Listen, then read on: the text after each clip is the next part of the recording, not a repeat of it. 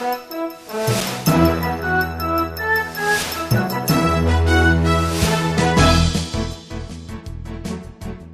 right, good morning. Welcome to Inside Pages on Metro Television. My name is Audu Moro. Thanks for joining us. It's a beautiful Saturday morning. Here on Inside Pages, essentially what we do is that we come up with the right topic, invite the relevant guest, and ask the questions on your behalf. And that's exactly what we're going to be doing this morning. We have two very important conversations to have. One which has to do with, I'm sure you may have heard about the big cash, more than a million US dollars, which the Minister for Works and Housing, Water Resources, Works and Housing, Madam Cecilia Dapa, who is also a former member of Parliament for the Bantama constituency in the Ashanti region, says it's been stolen by her house help, two of them. And currently the matter is in court, and the court is looking into how this whole thing happened and who is to be responsible and who has to be convicted, etc. But the bigger question, which a lot of Ghanaians have heard them say, that how the hell does a minister keep more than $1 million US in her home? Where did she get the money from?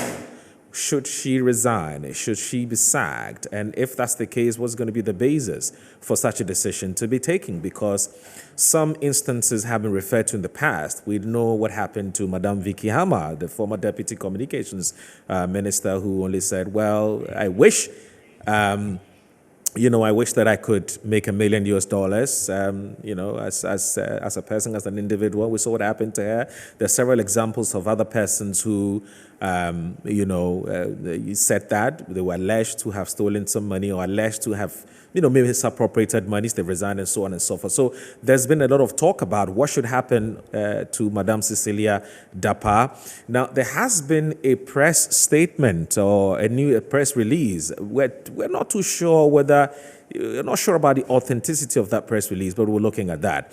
We'll be also walking you through the brief facts of the case when I delve into the issue properly. This is just an introduction to the show, so you must understand. Now, the second case which we are going to be looking at has to do with the quality of the tone and the messages that aspirants who are contesting to lead the New Patriotic Party into the 2024 elections.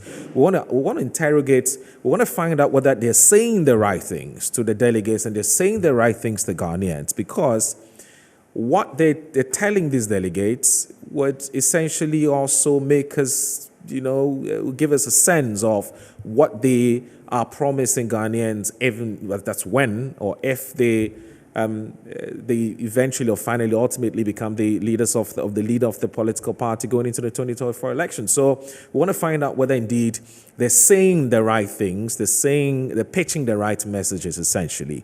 The party itself, as the New Patriotic Party, has had cause to come out to complain and express concerns about the tone of the language that they use. And they feel some of them feel it's been vituperative, it's been incendiary, it's been unacceptable, it's been unfortunate. You can give it all kinds of, it's been vitriolic in some cases. So we'll look at that as a second topic here on Inside Pages. My name once again is Audu Moro, and I want to thank the production team, Abdallah, Jesus, all the other guys, Tornado, who are making the show a possibility.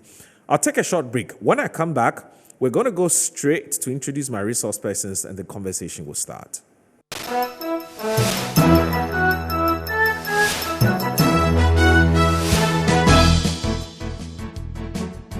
All right, so welcome back. This is Inside Pages on Metro Television. Thank you very much for joining us. In case you just tuned in, we have two very important conversations to have.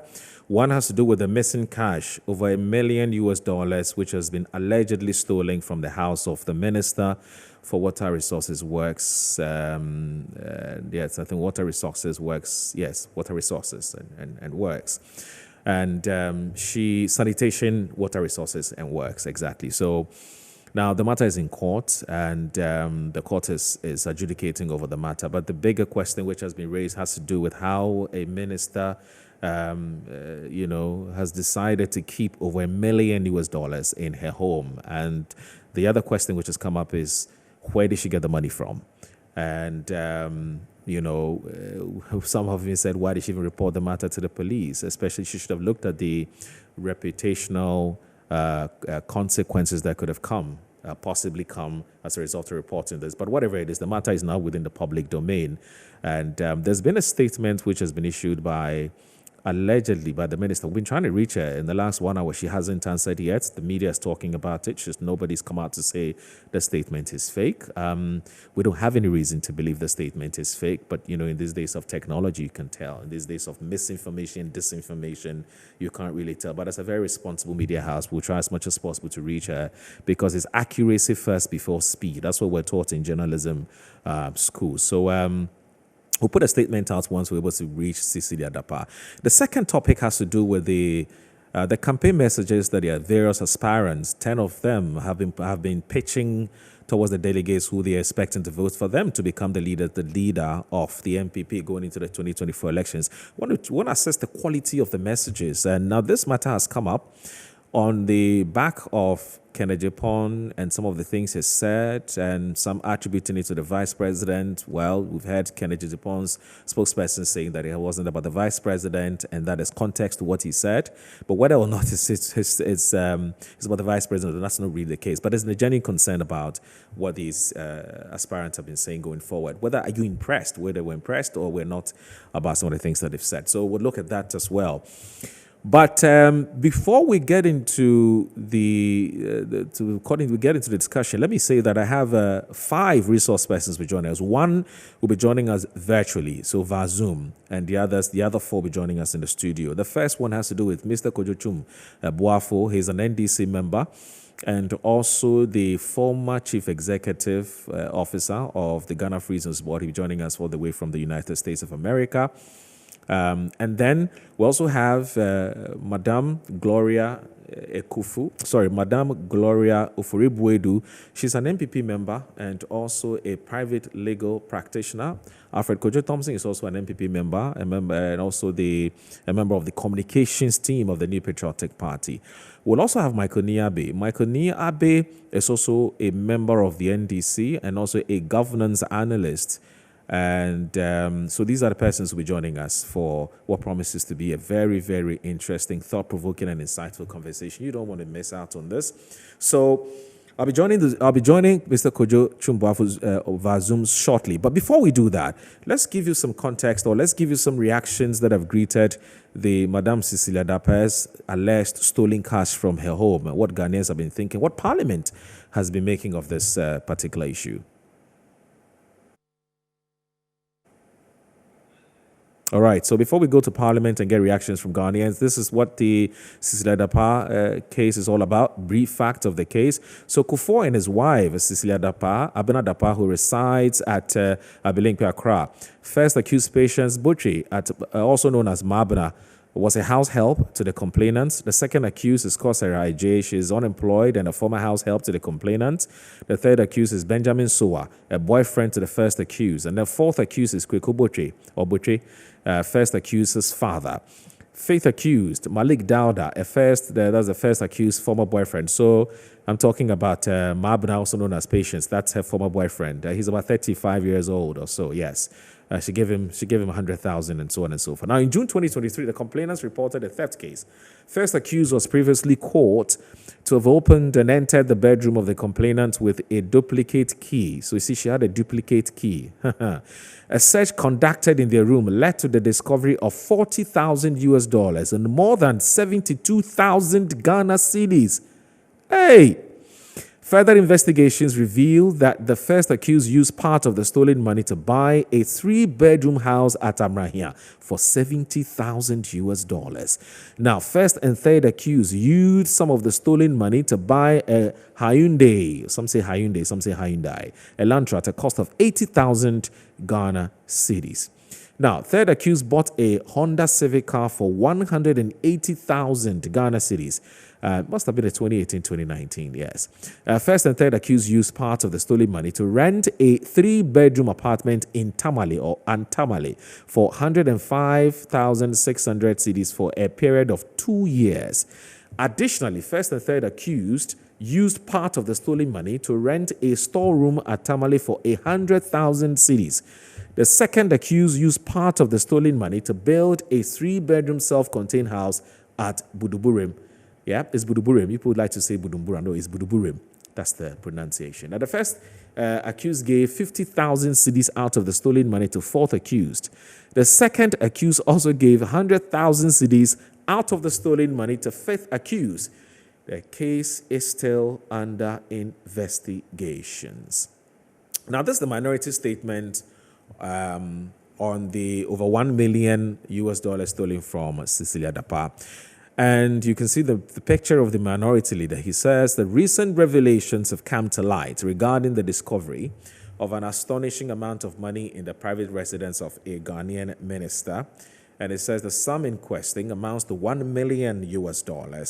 And it goes ahead to say that it's $1,300,000. So there's $1 million and there's 300,000 pounds and the millions of Ghanaian cedis. We cannot overlook such a serious development that has the potential to undermine the very principles of probity, accountability, transparency in our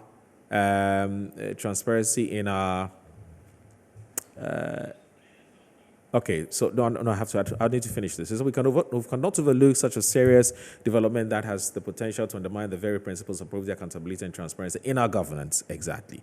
So, and it says that given the magnitude and gravity of the situation, it is essential that an immediate and impartial investigation be carried out. Yeah, it's be carried out to ascertain the source and legitimacy of these funds. I strongly urge the concerned minister to voluntarily step aside from her duties until the relevant state institutions have conducted a thorough and independent investigations into this matter. Now, the people of Ghana deserve nothing less than a government that serves their interests with honesty and dedication.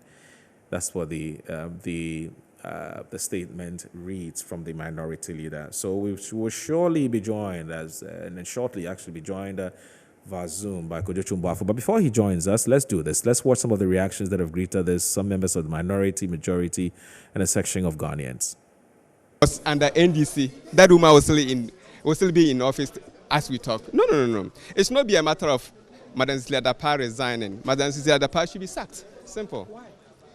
Why? Where did she get that money? It's not just even Ghana cedis. Where did she get that money?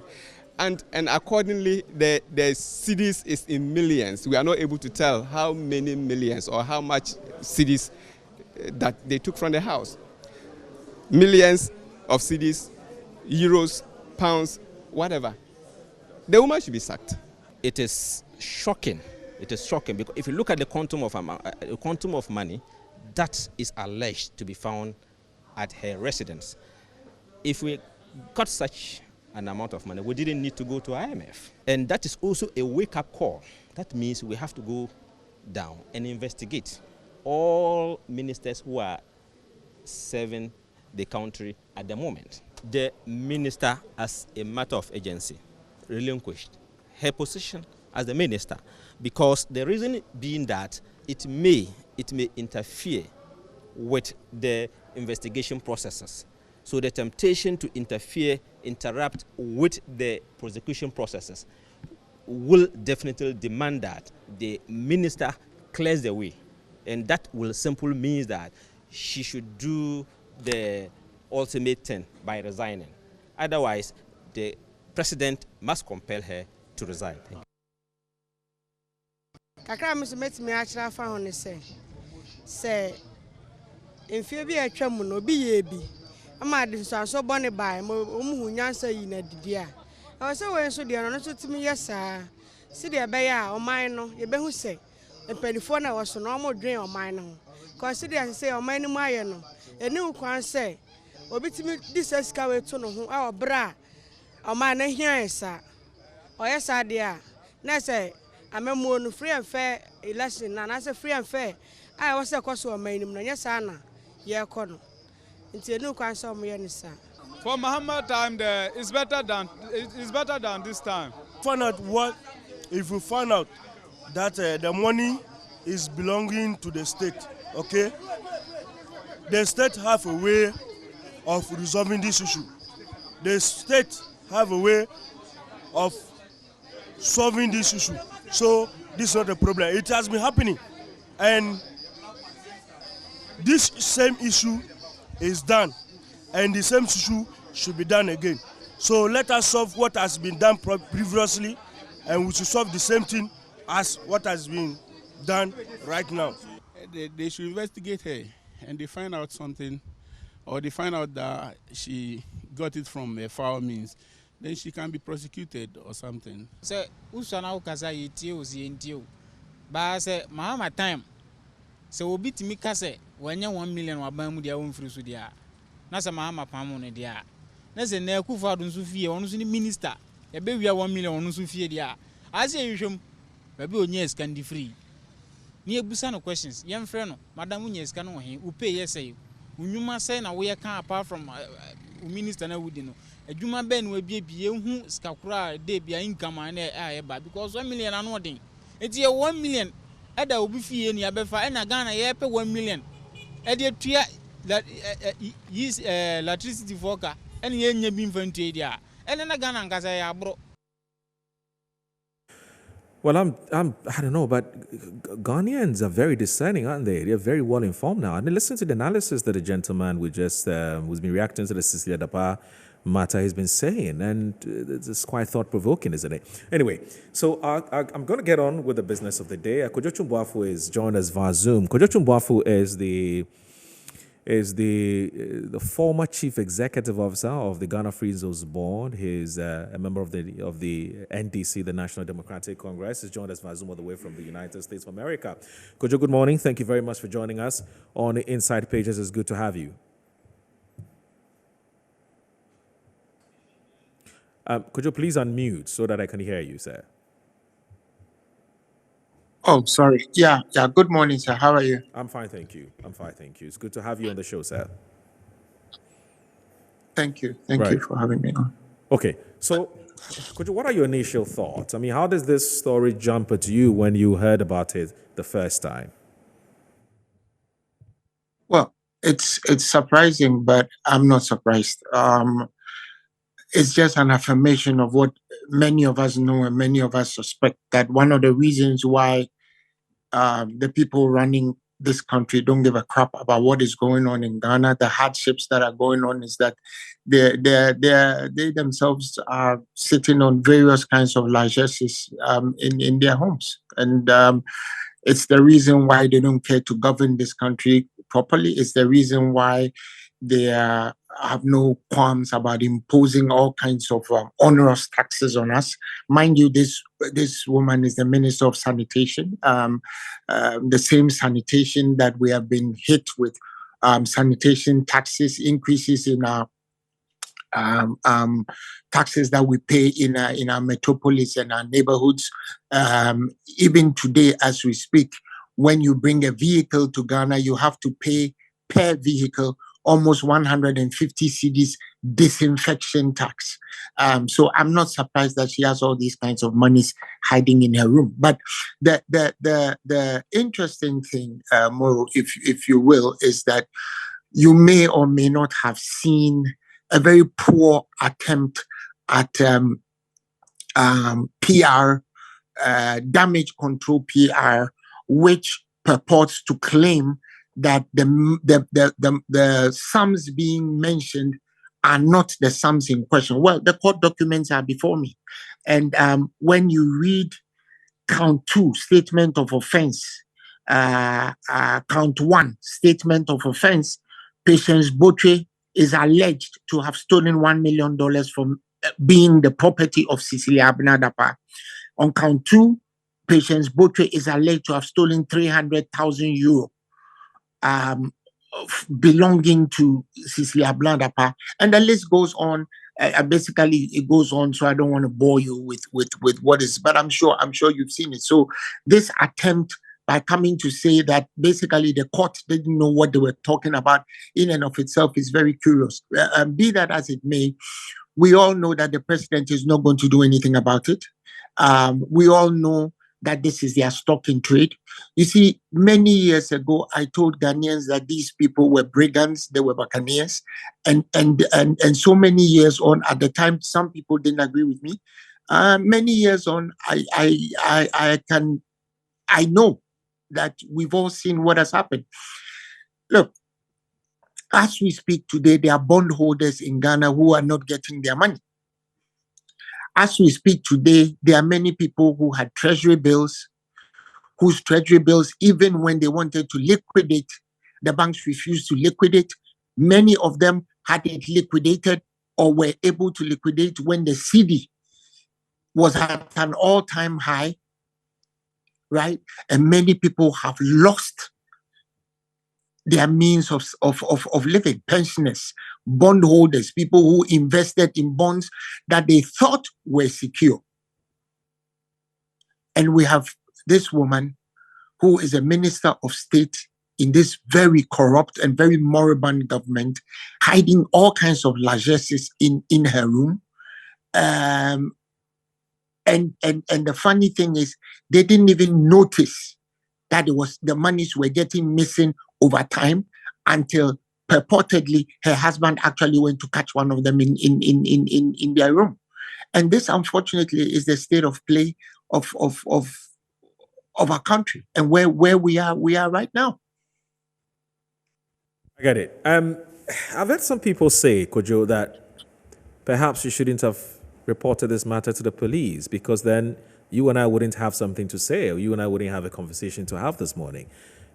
What do you make of those? What do you make of these statements or these kinds of commentary?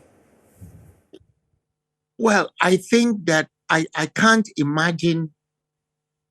You and I cannot imagine, because I can firmly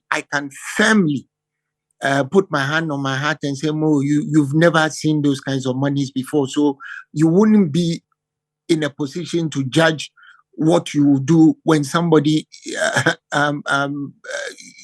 who works for you enters and over time has completely cleaned it out. So I wouldn't know whether it was a panic reaction or whether it was a well thought of reaction to it. But theft is theft. If you own it and it's been stolen, by all means you should report it. But the question that should be asked, part 1A of the question, is how did you get it? Because we are all aware that in Ghana there is laws covering capital gains taxes. So if you indeed got it genuinely, you should have tax receipts for what you earned. We all know that in Ghana there are assets declaration forms that ministers have to be fill on their way in and on their way out. Have these been complied with by this woman?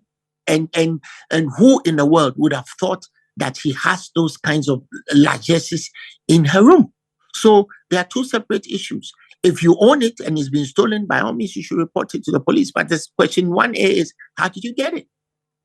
Because we all know what a minister's salary is. I don't think that over the term when she's been a minister, her salary is assuming that she does nothing. She doesn't eat, she doesn't drink, she doesn't sleep, she doesn't pay any bills. I don't think her pay will come towards a fraction of what has been purportedly missing. Now, Kojo, I've heard some people say that by now, IOCO, the state investigative bodies should have been showing some interest in this matter. As we speak, we haven't heard any reaction from IOCO, the police CID, and all the other, or even the BNI, as far as this matter is concerned. Oh, sorry, the NIB, it's not the NIB. We haven't had any statement from the government. The only statement which have come out, which you have alluded to, which some people have been questioning its authenticity or the veracity of that statement, is to say that there are some inconsistencies in what we're talking about in the matter in court. Now, do you think it is normal, because you have served in government before, that a matter like this has come up and we haven't had any proper reaction from any state agency, from the central government, nothing? Or you think that we should give the government some time to come out and say something about this matter? How much time do you want us to give them? Why haven't they been reading what you have been reading? How much time did you give yourself to put it on air and deal with it as a topic on your show? So as far as I am concerned, it's not even an excuse. They are probably huddled in meetings trying to figure out what to do. And notice that she issued the statement in her capacity as an ordinary citizen, not a capacity as a minister of state. So clearly some thought has gone through this really, really dim and wishy-washy dumb attempt to clean up the mess that they've put themselves in. And it is a damn mess. First of all, if you're going to have this kind of money in your room, you should at least invest in a better stenographer or a better word processing machine, because her name has not been spelled well. The grammar is all wrong. Spacing is all wrong. And you can see that clearly it was a hurried attempt. Whoever typed it didn't even put the date until she herself has written the date and then signed it. It's a really wishy-washy and poor attempt at deception that we're not buying, because we have seen the court case. The statements of offense is in the public domain. So unless the court is intentionally misreporting what was stolen, for which reason the accused person should immediately be discharged and nothing further is heard of this matter, what they are being alleged to have done is what they have done. What we are asking is how the woman got the money, because this is a country in which people are suffering. Moro, I'm sure you have read the World Bank report that says 855,000 people have been pushed into poverty by Akufo-Addo, Kenufuriata, Cecilia Dapa, and their gang of buccaneers, right? So, given all that, how is it that a minister is able to have Alibaba and a treasure trove that Alibaba and the 40 thieves will envy? Right? She goes into a room, rubs the lamp, and hey presto, here comes the genie, and she gets her money. Right? And the rest of us have to suffer. Today, we have a former Chief Justice who takes his stool and goes to the Ministry of Finance to ask for pensions that she has legitimately earned for over 50 years of work as a lawyer. There are many people in her position who have had to do the same. There are many pensioners who woke up today who don't know where to get money to buy medication for diabetes, hypertension, and what have you. So how do they explain this? By this lurid and lewd letter that misspells her name, has poor grammar, and frankly, nobody knows where the hell it came from or what planet it came from. Really? Really? Served in 8 years of the Kufuor administration. She's serving this government. It's been almost 7 years. My understanding is that her husband is into real estate. The husband is doing well, financially. You don't think that it's possible that this money we're talking about belongs to the husband and not for Cecilia Dapa, and so we're probably back in the wrong tree? Have you read the court documents? Moro, have you read the court documents? I have. Actually, I do have it here. I have the entire court document with me here. It circulated yesterday. I got what does count one say? Right. Please count one. Please go didn't say the money belongs to her. Sorry? Yes, I get it. That the money belongs to her. Yeah, exactly. It didn't say the money belongs to the husband. Yeah, but I'm saying that it said the money belongs to her. Yeah, that's what I'm saying. That isn't it possible that the husband may have given her the money? It's not. It has nothing to do with public funds. So they should tell us where it comes from. And if the husband has given her the money, she should have tax receipts. Right. You see, either way you look at it, right? Either way you look, anyhow you look at it, a rose is still a rose. Either way you look at it, there's a problem there. If your husband has given you the money, it's capital gains, you should be paying taxes. Right. If you got into a business deal, you should have paid taxes, you should have a tax receipt. Mm. And many Ghanaians will be very curious to know how we live in consonance with government ministers who have those kinds of largesses in their rooms and basically whilst the rest of us suffer in silence. And we are being told to pay more taxes. Every single day, the Ghanaian is the most overtaxed species this side of the Sahara. right? And we are still paying. It doesn't get better. We still pay, right? And we are told we are giving tree mnemonics. Oh, everybody should give us time. Give us how much time has Cecilia Dapa and her husband given us? How much time have they given us? Okay. And like you said, they should have been arrested by now. Right. Because if it was you and I who did this, we would have been arrested. There are so many people today who are under charge for much less when it comes to financial financial misdeeds. Right. You remember the case where the former head of the procurement authority, after he was caught in the Anas thing, his accounts were frozen. There was over 45 million Ghana cedis in his accounts, right? And this is a guy who gave evidence against Charlotte Osei. At the inception of this of the government, he had 5,000 cedis in his account. 2 years later, he was or a few years later, he had 45 million cedis in various currencies in his account. Okay. His account was frozen. All of a sudden, all the money disappeared from his account after he was charged. Right. So this is habitual. It's a habit. You've also heard what Boakye Jaku has said regarding the miscellaneous deal. You've heard what he said, and I'm very sure that but for what is happening now, that would have been probably one of your major topics, right?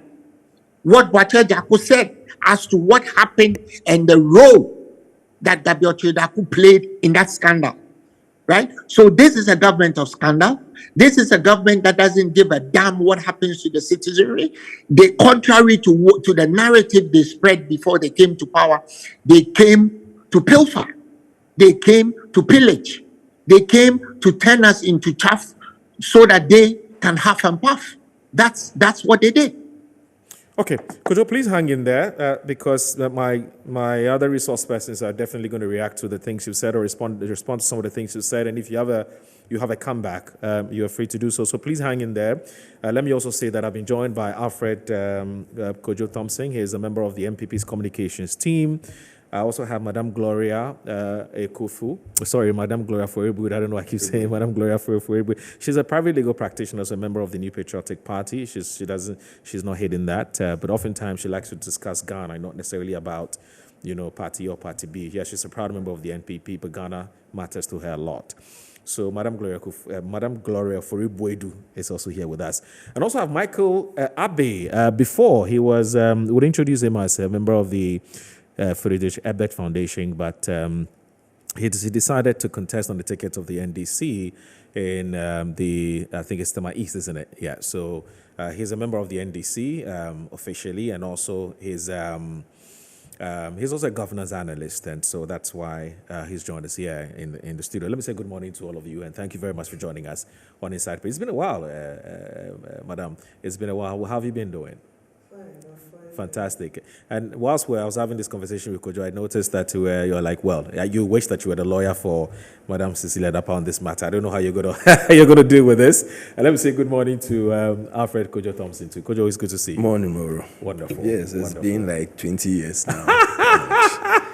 It's been more than 20 years. But it's good to see you. It's not. Nothing is easy in this world. I know. It's how you make it. And I must give you thumbs up for what you're doing. Thank you. Waking up on a Saturday night after the whole week to come and sit here early in the morning. You are doing very well. Thank you. Thank you so very much, Alfred. And also, Michael, it's been a while. How have you been? Doing well. Yeah? I know. Sorry, your microphone, I'm told, is off. I'm told your microphone is off. Yeah, it's on now. Have you fully recovered from your loss? Way back. You're fine now. Everything cool. I'm sure lessons learned, very useful ones. And going forward, it would inform and shape the things, how you go about your campaign. But let's come back to the main subject matter. Now, I'm going to read to our viewers a brief, as you call it, biography of Cecilia Dapa, who she's been and who she is. so that the viewers can judge for themselves as to her capacity to generate this like amount of revenue that we're talking about. So, and I'll start with you, Madam Gloria Foribri. I'll come to you, but let me do this. Cecilia Abunadapa is a Ghanaian politician, a member of the New Patriotic Party. She's a former member of parliament for the Bantama constituency and previously served as the Deputy Minister for Water Resources, Works and Housing. She's the country's current Minister for Sanitation and Water Resources. She was born 27th November 1954 in Mpasetia. I hope I got the pronunciation correctly, in the Ashanti region. She obtained a Bachelor of Arts degree in French and Linguistics in 1979 from the University of Ghana. She holds a certificate in leadership from the Harvard Kennedy School and a postgraduate certificate in international development studies from the University of Oslo. She was a development worker and a special assistant to President John Kufuor. She was appointed chairperson of the board of Ghana Cocoa Processing Company in 2005. She moved from the board to become a deputy minister for water resources, works and housing in 2005. She also served as a substantive minister from 2007 till 2008 when she contested and won the seat of the Bantama constituency. She served as a minister of parliament from 2009 to 2013. So that's one term. Cecilia Dapa also served on the Committee of Employment, Foreign Affairs, Works and Housing, Social Welfare, Youth, Special Budget, Advisory Committee to the Speaker of the Parliament. President Akufo-Addo nominated Cecilia Dapa for the position of Minister of Aviation, 7th January 2017. She was vetted 8 February 2017 by the Appointments Committee of the Parliament of Ghana, during which she testified that make the aviation industry her priority. She will make the aviation industry her priority by improving it. Sedapa is married and she has a child. So that's what we know, and that's what is in that's what we know in terms of its public. That's what we know in public in terms of what her biography is. So I'll start with Madame Gloria Foribri. So I don't know how you reacted when you heard about the story, and what for you what are your thoughts? What's been going through your mind? Well, as a lawyer, I always look at the Aldi alterum pattern. Okay. Let's know the other side. Right. We don't know the other side yet, so I can't make a decision. But I've known her since 1983. Okay. I worked in the National Investment Bank, and she was working as a public relations for Cocoa Board nearby. And then she was there. Dambocho was also there with the IT department. Then Malik Al-Hassan, okay. Right. Former Minister of Interior, was also there as special assistant to the CEO. So I've known her for a while. After that, she went into private sector. She had this body and skin care business. Okay. They were at Paloma at first, and then they moved to Jowulu. Okay. So she was a very prominent businesswoman, and I was even surprised that she took a position in public office, because I find that to be limiting. Right. You know, if you're a private sector person and you're a billionaire, nobody will question you. But when you're in public office, it's a different story.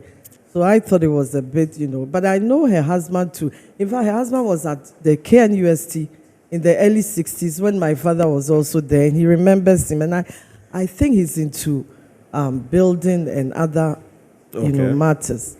But I will also blame the banking sector. You know, since the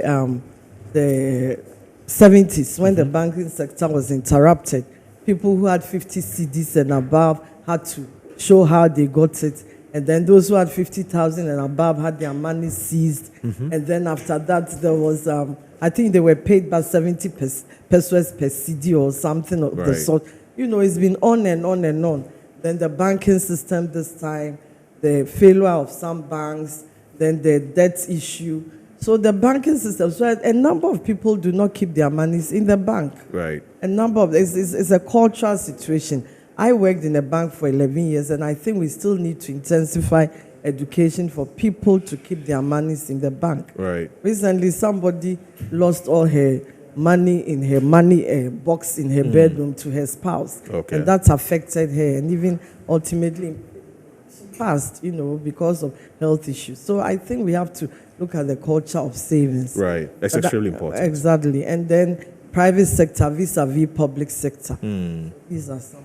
What business, and let me say, Nanaya Jantwa is the General Secretary of the CPP. She's going to join us here. Nanaya, good to see you. Good morning. How are you?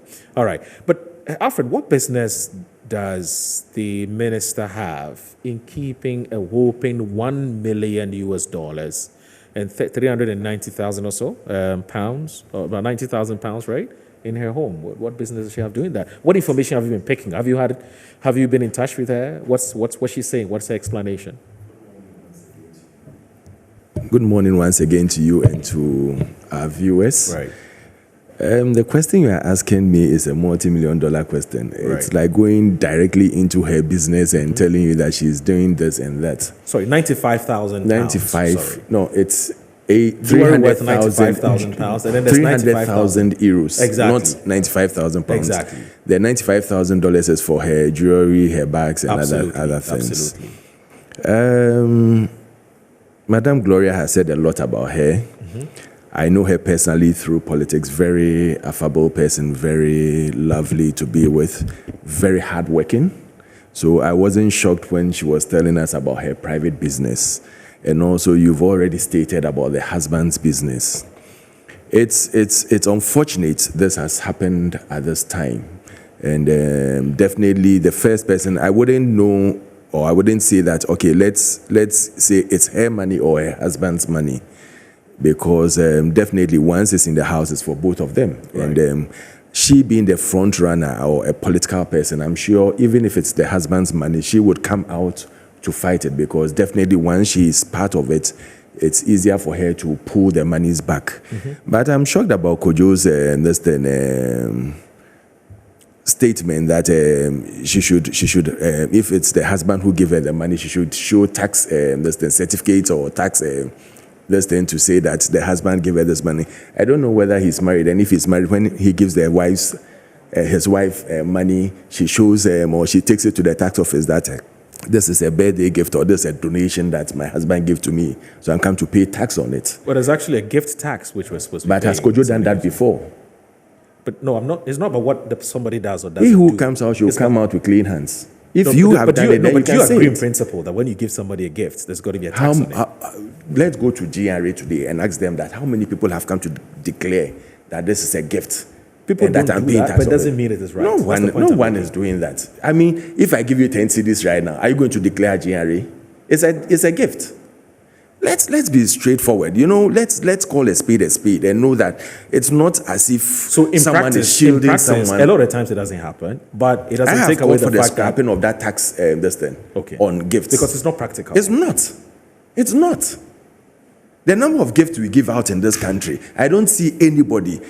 She's a lawyer. Maybe she can tell me that if they've given her a gift before, she sent it to. I agree with you. It's one of those things that Nana Yajocha will tell me that when she was at where she was working and people give her gifts or something, she goes to GRA and tells them that someone came around and said take this for lunch, or someone bought me lunch. It's one of those things that GRA has glossed over. They don't really pursue people for these. There's a lot of gifts that go around, and we should be straight about it. So when you tell me that maybe even if it's the husband's money, the husband has given it to her to maybe hold for me, because sometimes you can go home and tell, so we mummy, and there's nothing wrong with it. And if it's somewhere and people are stealing it, or your house help, because your house help goes to your room to tidy your bed, to clean up, to wash your bathroom, you will not be standing on the house help every second to make sure that because I have something there.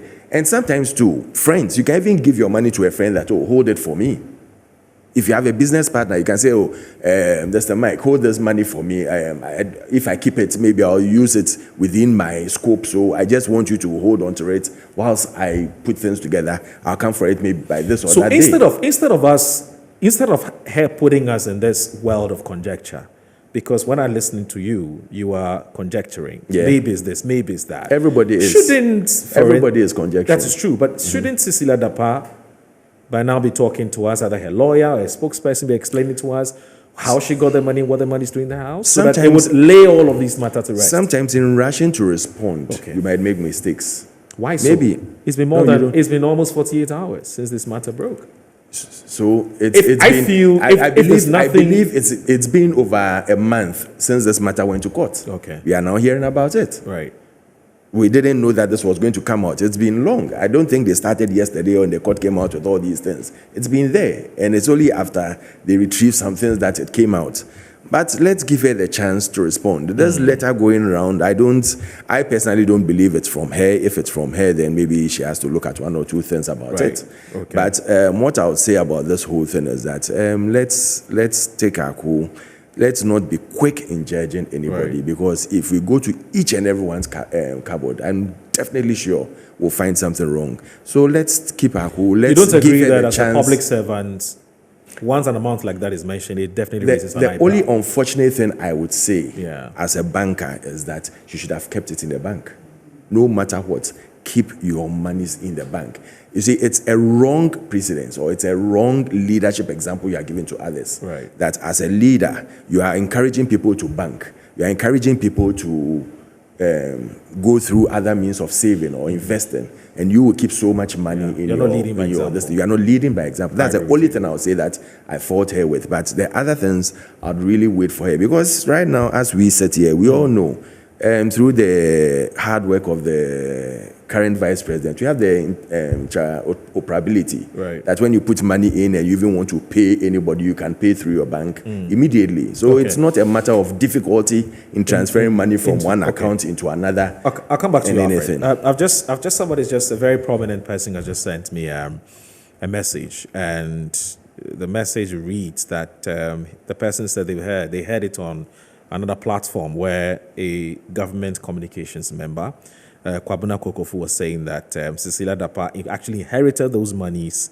from her family because she's from a royal, wealthy family. That's the explanation that Kwabena Kokofu, Henry Kokofu, has said. I believe this is not from Cecilia Dapa, so we can put it by the side for now, please. I'll come to you. I'll come to you, Nana Ajant. I know you have something to say about this. You related. But Michael. Okay. I see. So you're related. She's family. But you didn't inherit. But you didn't inherit. It doesn't mean you inherited. No, I'm saying that one is. She knows about how wealthy the royal family is, because she comes from but there. They wouldn't give you. They won't give you $1 million. $1.something million. Maybe properties and things. As I said, she was doing very well in private sector. So, and if she had stayed in private sector, she would have been better. Yeah. Because the skin care products alone, it's always bought. It's always been. It's always big hot. Global, high earning business. So, okay, Michael. What are your thoughts on this matter? Yeah, thank you very much. Good morning. Sorry, your microphone is off. Oh, okay, sure. It's on. Well, so I heard the news. Wasn't that surprising at all. Maybe you need to direct it to your mouth a bit. Very interesting conversations around the table this morning.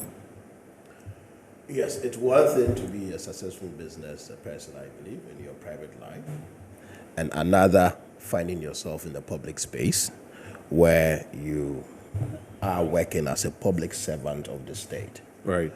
And to the extent that you find yourself in that corridor, then there are some expectations of you, largely. And with this issue happening, even only hearing now that this case may have been in court for over a month now. True. And it is only now that it's in the media and everybody is talking about it. You see, as a public servant or officer, your conduct is for public scrutiny, whether you like it or not. True. That's the first thing.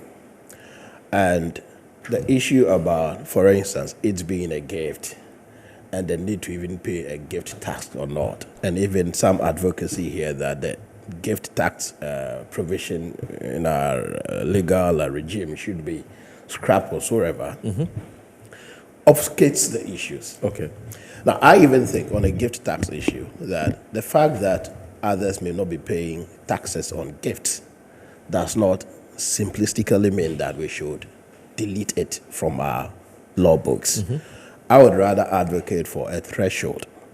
So you mentioned 10 cedis, and that's a convenient argument to make, because who pays or who would want to pay tax on 10 Ghana cedi worth of money? Right. But when you talk about it in millions, then clearly my conscience would say, no, why don't we allow a gift tax to be imposed on such amount?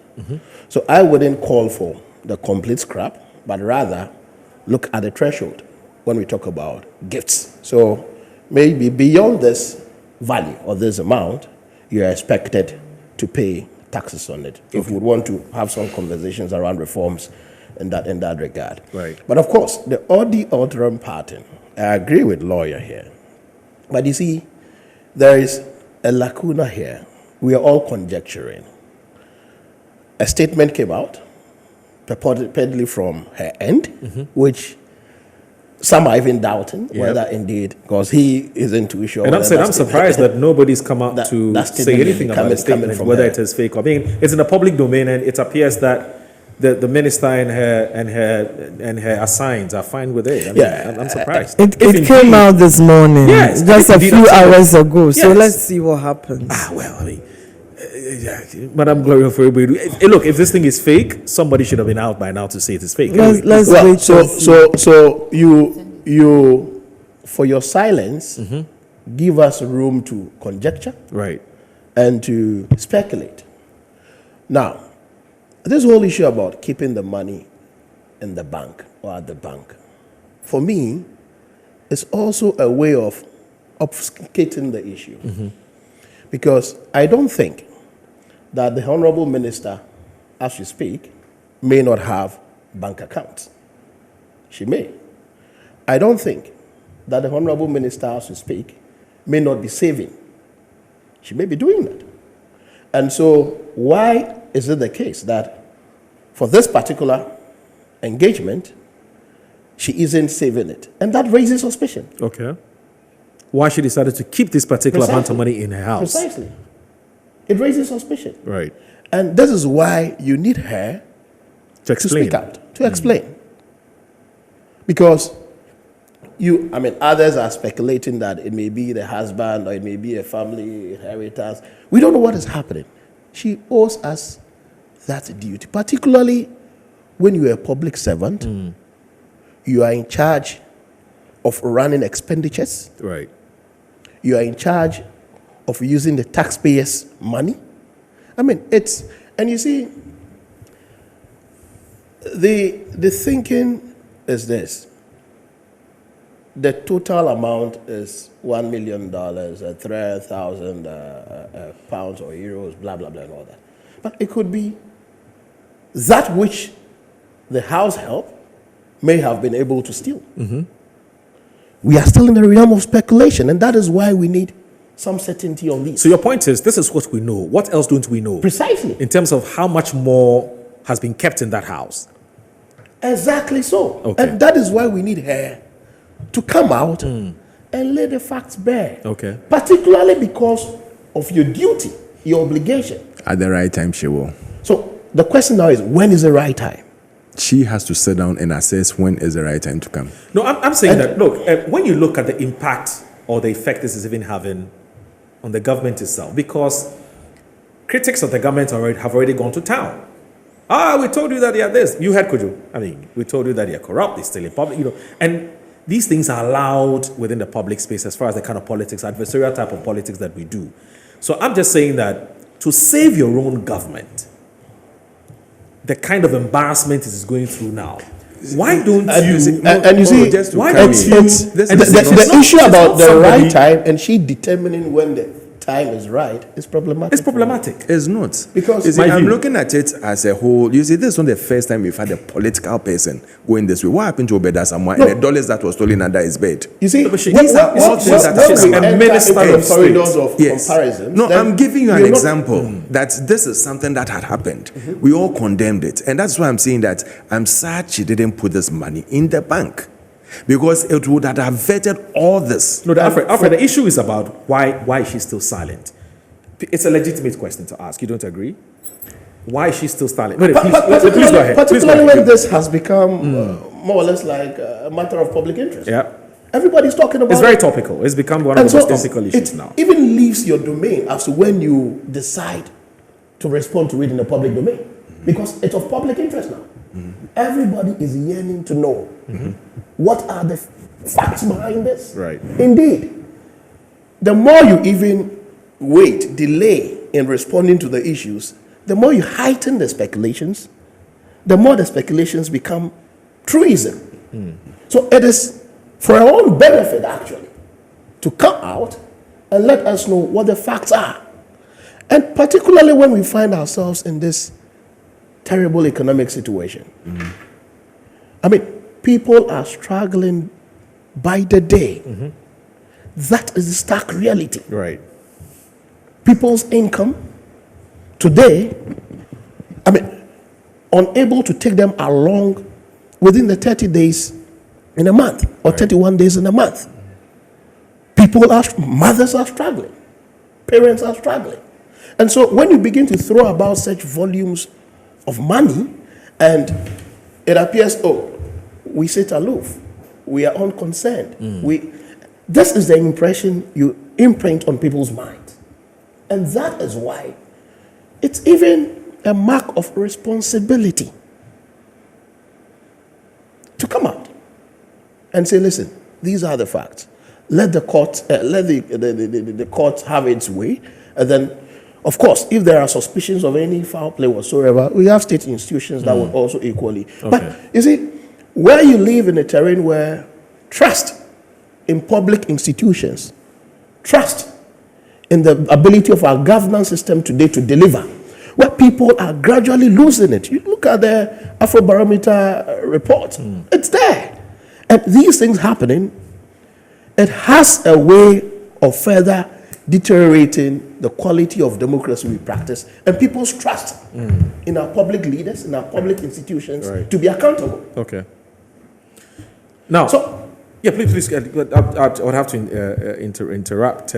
Now, Alfred, if you think this is not really a big deal in terms of how the public is receiving this, Abdallah, can we play the video you played earlier about the public reaction to this Cecilia Dapar matter? Because I want our senior man there. Yes, I mean, in terms of how they're perceiving it, the public reaction, And she's a lawyer. She can tell us whether the time is right for her to come out. That's fine. So Abdallah, let's play the video. I think it's about 2 minutes or so, and then I'll come to Nana Ajantua. If you be a chairman, no be ye be. I'm at the so bonny by Munyansa in a dear. I was so dear, not to me, yes, sir. See the bear or mine, you be who say. The penifona was a normal drain on mine. Consider and say, or mine, my no.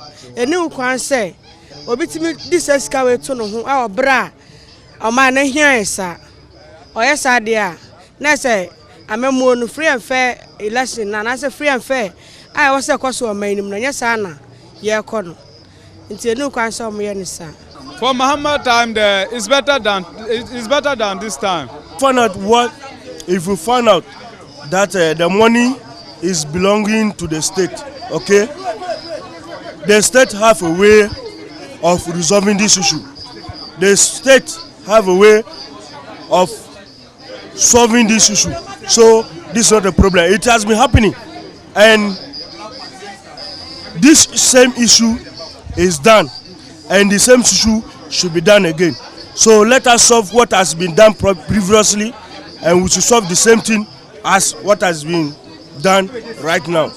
They should investigate her, and they find out something, or they find out that she got it from a foul means.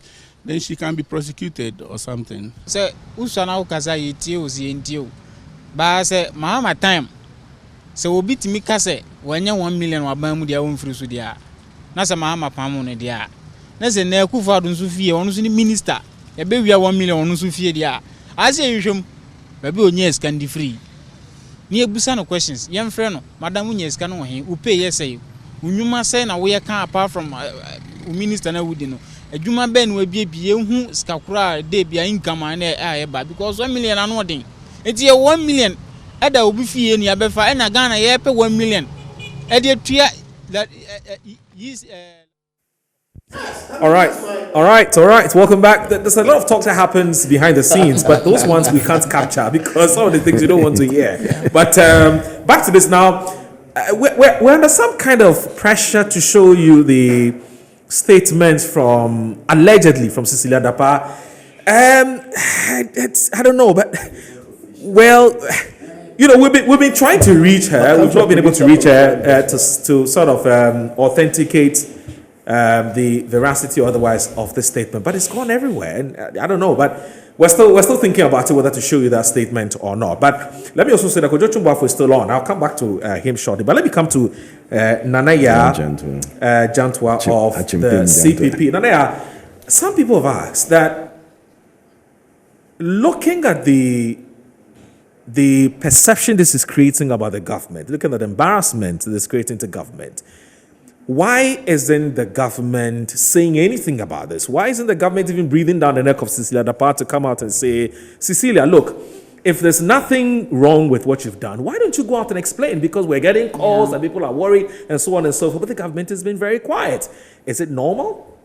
Thank you, Moro, and good morning to your viewers, and good morning to my colleague panelists. Good morning to my auntie. Good morning to my big brother, and good morning to my friend Michael.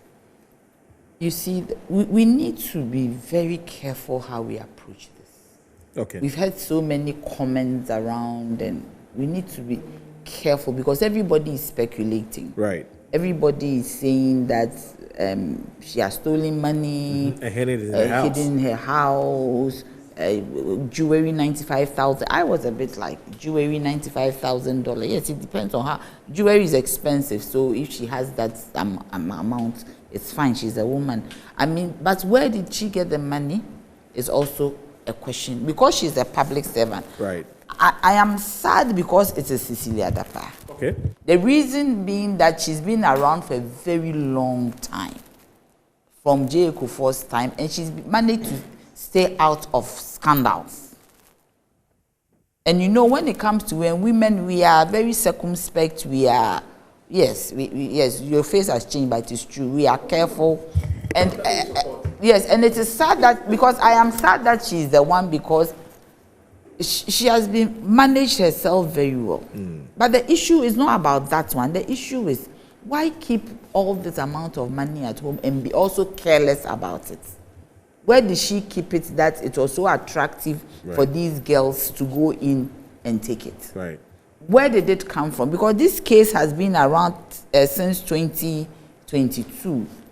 And it's a bit of an issue. You see, this is crisis management, and it's normal for you to keep quiet, to watch the terrain. There are so many ways of dealing with crisis management. Crisis communication. When it comes to crisis communication and you are not careful, you step into something that you might not be able to deal with. Okay. So you need to watch the terrain to see. There are so many ways. There are times that immediately you have to respond. There are times that you have to be quiet, it will die a natural death. Do you get me? There are times that you need a strategy to deal with it. Some people in the public service will start doing a lot of work around so that it's covered. But for coming out to speak, she has to come out and talk. Now, she has to come speaking about, she has to come out and talk. And now, there's a statement which is circulating, and we need to put a caveat on this, that we haven't been able to reach Cecilia Dapar to verify the authenticity of the statement or otherwise. But there's a signature there. Yes, that's a signature. But suffice to say, it's all over the place. I mean, media houses are reading it. Very respectable media houses are reading it, and so on and so forth. So we'll also show you what we have. And we're not here at Metro TV saying it is authentic or otherwise. We're also not saying it's fake, but this is what is in the public domain. You can judge. But there's a signature. Yes. Right, on it. You should come and she hasn't come out to say it's not true. That is not a signature. All right, so I'll take it from my lawyers who are here. Michael is a lawyer. Oh, no, I didn't mention. Right. So because there's a problem with the letterhead. Okay. There's a problem with the spelling of Cecilia. Yeah, so it looks a bit fictitious. Yeah, but there may be typos. So who typed this? Who signed? Well, it looks suspicious. But anyway, statement from Cecilia Dapar. He says, I refer to publications dated 21st July 2023, suggesting that I own $1 million, 300,000 euros, and millions of CDs, which have been stolen from my house. There are noticeable inconsistencies between what is being discussed in the public domain and the thrust of the original complaint on the matter, which to some extent is true, because we're actually saying, you've stolen my money, bring the money. We are asking where she got the money from. So that's the inconsistency she's talking about. I don't think I'm taking steps to examine the origins of the inconsistencies. That's what I don't agree with. I agree with her. And we'll provide a detailed response to the coming days. Signed, allegedly, Cecilia Dapar. But okay. You see, I was talking about crisis communication. they have rushed to write this and it's creating more problems. Really? Yes. So you believe this is coming from the No, I'm saying wherever that is if. She's saying if indeed it is if what it's is coming from them. That's what I was talking about, crisis communication. When you get into a crisis, you need to take your time because this alone is also bringing more issues. So you need to study the situation and make sure that you put a strategic plan in place for you to respond. Right. Because now questions are coming up. Inconsistent. What are the noticeable inconsistencies? Does it have to do with the amount involved? Right. Does it have to do with the event of stealing? Right. Do you get it? Does it have to do with the habitation of the money, where it is put? Okay. Does it have to do with amounts or what? Right. Now we are asking questions. So now if you put out some information out there and you are not careful, it changes the phase of everything. Right. But my biggest issue is why didn't she put this money in the bank? Okay. Because the fact that you are a minister doesn't mean that you cannot continually own your business or continue with whatever you were doing before. You could put it in the hands of somebody to run it for you. Right. And the husband's name too has come up, that the husband gave it to her. I've heard the husband is an architect. Okay. I know the husband, but I never knew his profession. Okay. He's an architect. Architects, I mean, they charge some amount of money on the designs that they do. Right. If you compare what was charged with the National Cathedral, an architect charging a certain amount of money, and they said it's some percentage of total cost. So if the husband is an architect and he has charged somebody and all that, but why is the money in dollars? We do not spend dollars in Ghana. True. Our currency is the cedi. Okay. So why is the money in dollars? Okay. My other issue that beats my imagination, that if she really wanted to hide something, why did she take the matter to the court? Right. Because in the court, there are sniffer dogs. Okay. Sniffer dogs meaning in quotes, as journalists who are there. We are there to get information. Thank you. So certainly it will be in the public. There's no way you take a matter to court that you can hide it. So why did she take it to court instead of maybe calling the BNI or the boys to come and pick these girls? It is done. I'm a politician's daughter. I know what I'm talking about. Right. These things happen. Even they can even call the police to come and intimidate them. It is done. Yeah, right. But she went to court using because due process, genuine. Right. which is open. Yeah, but you see, that raises the question of ain't you anticipating? That is the point. You see, I mean, how did it happen? The anticipation. How can you leave money ajar for your house help to see? No, but apart from that, No, it wasn't a once jar. you're taking this matter It was in a to bedroom court, law. why do you say it's to be the public domain? That's the point I'm If I making. say ajar, it means that it is not well protected. It's Right. more protected. How? Because you have It was in the bedroom locked. No. The house help made a duplicate key or got a no, but duplicate this is still key. ajar. Because you see, if you leave money in a bedroom where your house help cleans, and when the money is coming, it's possible they saw it, they are aware, you have left it ajar. So There are safes. If you don't want to keep the money in the bank, you have to get a safe. A well protected safe, bulletproof, fireproof, and all that. That cannot be opened. Okay. You see, one thing that we are all also not looking at, this thing is putting all politicians in trouble. How so? Yes, because then people out there will be thinking that all politicians have money in their homes. And then a certain gang of people will start targeting the homes of politicians. So we need to be very circumspect so that we protect politicians. All of us included. Some of us, we have never seen a quarter of this before, even nothing. No, yes, me. Yes, me. Of course. So I'm saying that my fear yesterday was the way the thing was going. I said that this thing we need to be very, very careful. But politicians should also, we should all be careful. How can you put such an amount of money in your house? You see, the house help that raises a suspicion. Yes, the house help that we have, I said it yesterday and somebody said I shouldn't say. They have an entitlement mentality. I'll be very honest. True. The people who work for us, they have an entitlement mentality that I am entitled and that you are not giving it to me. So if you are not giving it to me, I'll go for it. And look at how they spent 70,000 buying the house 18-year-old. An 18-year-old looking at this amount of money, you are not scared. You see, because she's a politician, we've put the theft part aside. All of us living with house help should be very careful. And the house helps, they should be aware that they are doing a job. It is not like they are slaves. They are paid. They are giving food to eat. So these things are not good enough. Such action. And women, they shouldn't do this. This is not right. But you see, at the back of it are two men. Boyfriends. An ex. Ex, or what is still boyfriend? Ex. Yes, two men. And I believe that's some kind of encouragement. Okay. And conversation. So all of us should be careful. Right. At home, we should be careful what we do, what we say with everybody around us. Right. Because this one has really come to hurt her reputation. Right. Yeah. It has really. So if and she, even to some extent, the government of the yes, day. Yeah. if she thinks there are inconsistencies, truly, if this is from her, then she should start coming out to tell us what are the inconsistencies, what have we gotten wrong. Right.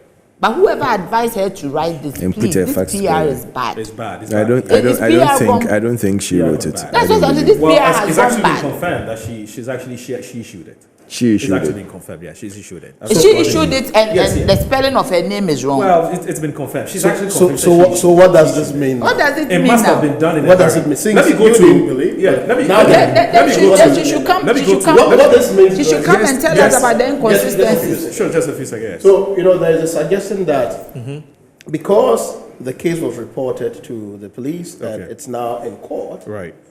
it may suggest that she may not have anything to hide. Okay. And she, of course, with all genuineness, wanting to pursue a stolen money, which may not have been acquired from an illegitimate source. Right. That is a suggestion. I get it. Now, we even are right now questioning the statement from her end, that this may not be coming from her, because the statement actually even heightens the suspicion. Right.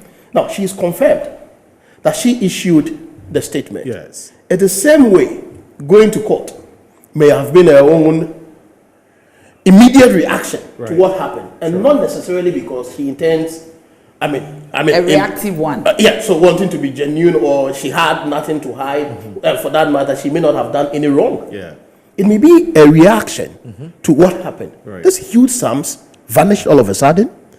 I mean, your immediate reaction would be to get the police to it, and it would be a subject of. I don't think it's all of a sudden. It's gradual. But you see, like Maria said, she's been around, she's been a politician all her life. She, in taking decisions, Yeah. you And a must always businesswoman. look- Exactly. You must And a always public look at the relations political practitioner. implications, social political And implications. again, this whole talk about one being a businesswoman, a businessman, it's also a way of obfuscating the issues. Because, I mean, we have businessmen and businesswomen who may have been successful at a point and maybe at the tail end get broke.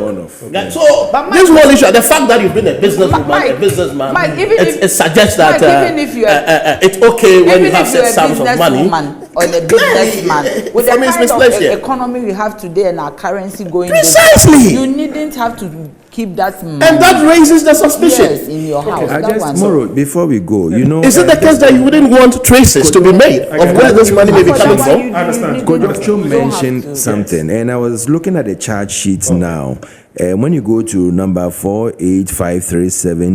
48537D/CPL, Richard Adai, IC case, brief facts of the case. It states that complainants in this case are.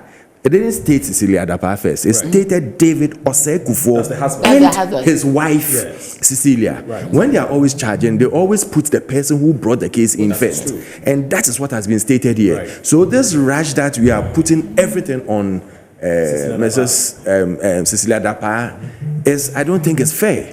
Let's relax. Okay. Let's hold on, Okay. and I'll beg with her to come out as soon as possible within this week And tell her to side of bring the the story. full facts of the story. Maybe it's a husband's money, maybe it's monies that they've both worked together, because once they have properties and things, you can rent a property. I know someone who is renting a property around cantonments, and the amount of money he's making out of it, you would ask yourself that 1 million is nothing.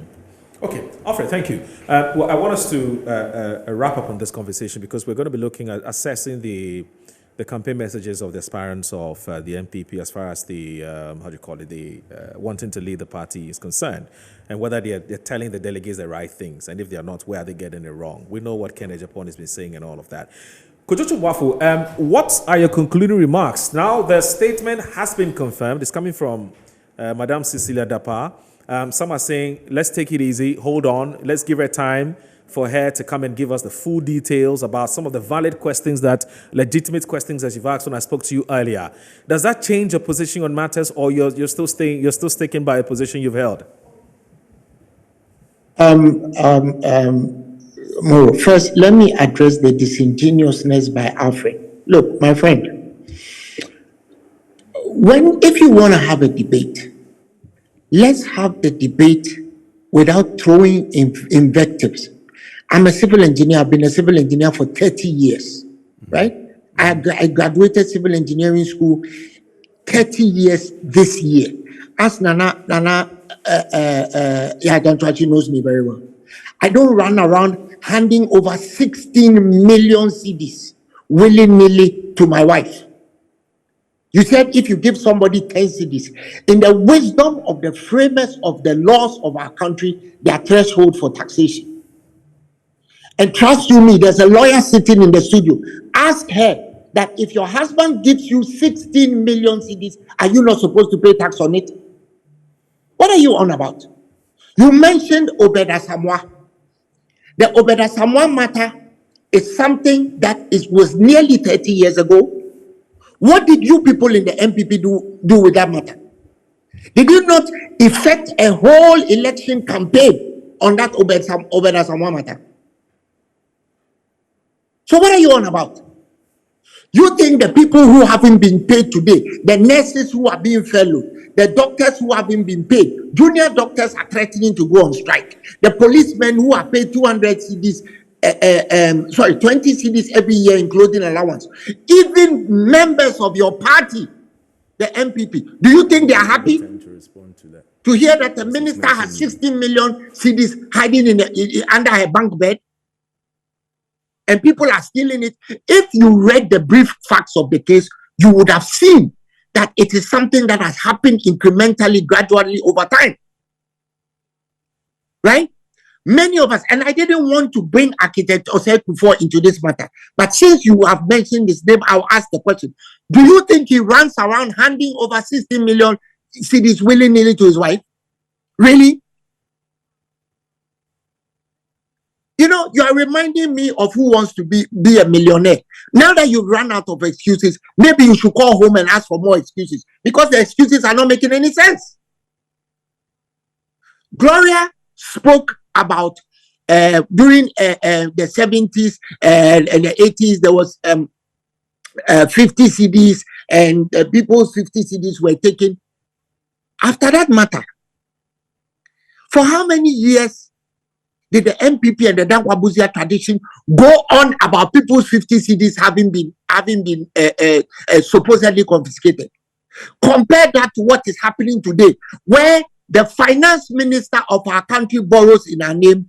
His own company are the agents for the transactions. He makes a profit of the transactions, and then he comes to tell us later that we are bankrupt because he's misspent the money. So our bank balances and our bank accounts and our savings and our pensions and our bonds, which we in good favor negotiated with the government, has to be expropriated to go and pay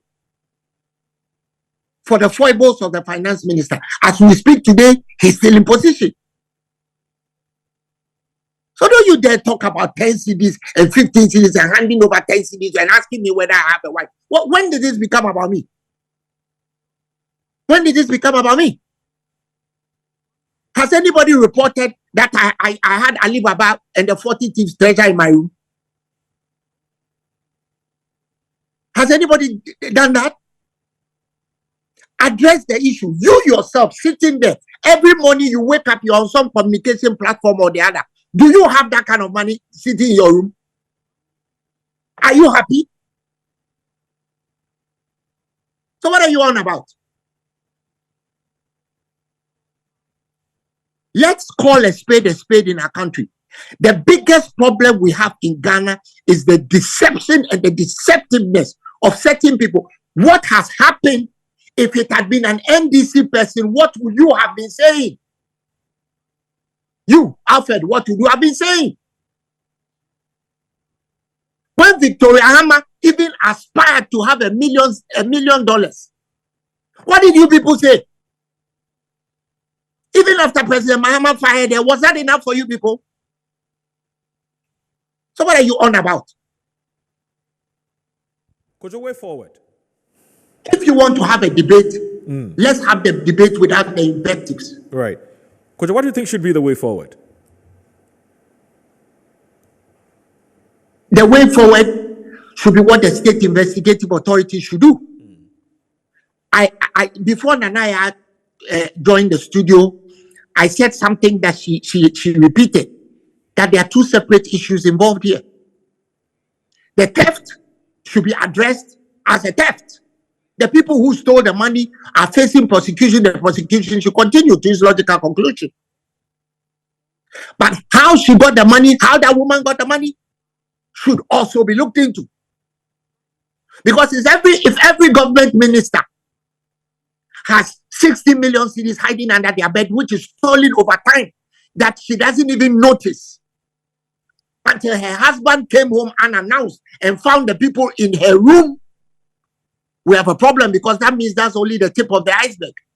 And that is the reason why they are so insensitive to the plight of Ghanaians. And that is what I've been saying. There's a lawyer in the studio. Ask her whether, if you are giving $60 million by 60 million cedis by anybody, whether it's your fairy godmother, whether it is money you got from a funeral, because I've heard that one too. It's also out in the ether that that money came from a funeral. You should pay taxes. If she produces tax receipts, I have no problem with it. She's entitled to have more money than God if she wants. But if you are in public office, this kind of conduct is unacceptable. That is what we should all accept, whether we are NDC or MPP. Instead of me being asked whether if I give 10 cedis to my wife, I ask for tax receipts. Okay. Kojo, you want to say something quickly before Kojo goes? Okay. We have already discussed the issue of public sector vis-a-vis private sector. Right. And I remember saying that she was doing very well in private sector, and I was even surprised she took public office. Right. Because the bane of public office is that it limits you. True. That's the first point. Secondly, when we're talking of the failure of the banking sector, I did not limit it to the 70s. I came down to I started with the 70s, where 50 cedis was confiscated. Okay. Then 50,000 was also a problem. And then I came to the failure of the banking sector as of now, and also the debt crisis. Okay. So please, let's not, we are speaking on a platform, and we are looking at the alterum pattern. Let's look at the other side. Gloria. Hey, I will do. Moro. I'll come to you, don't worry. Mentioned it. I am talking about the things that make people in Ghana, make the populace upset. You listen to the reaction from some of the people in public. Those are the things we should worry about. Clearly, Madam Cecilia Dapa doesn't believe in the digitization of Dr. Baumia. So she doesn't believe she should put the money in the bank. She doesn't believe anything they say. Okay, Kojo. I was talking about what you mentioned. Okay. What has created angst for people over time. Right. And this 50 CD narrative has been generational. Okay. And I added what Kenoforeta has done to date. Okay. Which, in all honesty, creates serious issues in crisis of confidence for people who want to put money in the bank. All right. Because up till today, we all have thought that having securities and government bonds are risk-free. Okay. Now we are being told, Instead hey, of No, we don't have to go back. not I think he's made your Yeah, point. He's I making think- his point. Yeah, that's fine. I think, you Yeah. know, But and I not think you've made only your that, point. You've made your even point. the exchange rate factor, the exchange rate is not 16 cedis. I was coming to all So that. let's be Coach, I want to careful thank you very much for your about time. truths and untruths. It was good that you joined us on the show. Thanks for your submission on this particular subject matter. That's it. So yes, you just a quick response and then we can go. Okay. This. He's a politician. Oh yeah, I agree he's a politician, but don't try and accuse that people are just throwing innuendos and every injectives and everything. Let's call a spade a spade. When we were talking about this, I said and categorically stated that I feel sorry that she didn't put this money in the bank. I'll come back to you and for I you talked to land about on the this. tax. I beg you have to take a break. I'll come back to you for you to land on this matter because it's very important. We'll take a break. We'll be right back.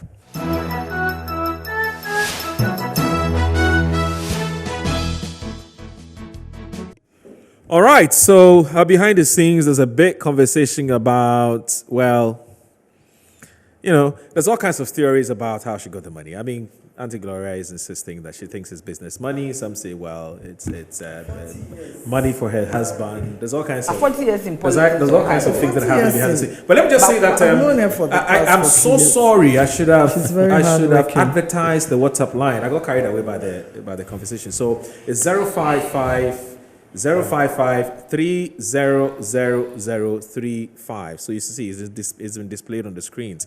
055-3000035. So that's it. Please send us your comments. Let's know what you also make of what we're talking about. I've had also some comments from lawyers and engineers and architects and so about what they think about this matter. I'll be reading very interesting, comment or statements on this matter or viewpoints as far as this conversation is concerned. So please, let's go ahead. I want you to land on your reaction or response to Kojo, and then we can you say, Kojo, if I want to go political, Right. we can all go dirty and say things and call people names. But that is not important. That's not what is going on. Because bringing the Honorable Finance Minister in and his company or his former company getting some money and things, I don't think it's neither here nor there. He's worked for it, and they work for it. If you have a problem, the special prosecutor is there, take it to them. But don't come and bring this into what we are discussing today. Okay. And we've stated categorically, when I was talking about the gift tax, I was talking about it that if he has a wife, and I'm not talking about he giving the wife 10 cedis. We all give our wives or our girlfriends or whoever, friends, monies that are huge, not 10 cedis and 20 cedis.